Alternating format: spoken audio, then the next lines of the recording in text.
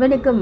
கைலாஷ் சத்யார்த்தி மத்திய பிரதேச மாநிலம் விதிஷா நகரத்தில் காவல்துறையில் பணியாற்றிய ராம் பிரசாத் சர்மா சிரேஞ்சிபாய் தம்பதியின் மகனாக 1954 ஜனவரி 11 பிறந்தவர் கைலாஷ் சத்யார்த்தி.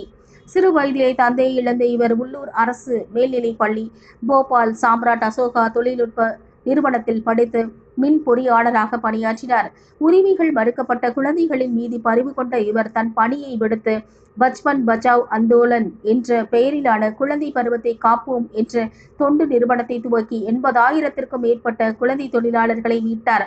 குழந்தை தொழிலாளர் முறைக்கு எதிரான சர்வதேச அணிவகுப்பில் பங்கேற்றதுடன் பன்னாட்டு குழந்தை தொழிலாளர் கல்விக்காக அணைப்பிலும் பணியாற்றினார். யுனெஸ்கோவின் உயர்நிலை குழு உறுப்பினரான இவர் குழந்தைகளின் உரிமை சார்ந்த ஆய்வு கட்டுரைகளை சர்வதேச இதழ்களிலும் எழுதினார்.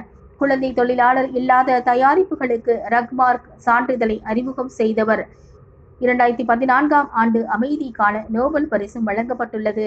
இவரும் பல்லாண்டு காலம் வாழ வாழ்த்துவோம். நன்றி.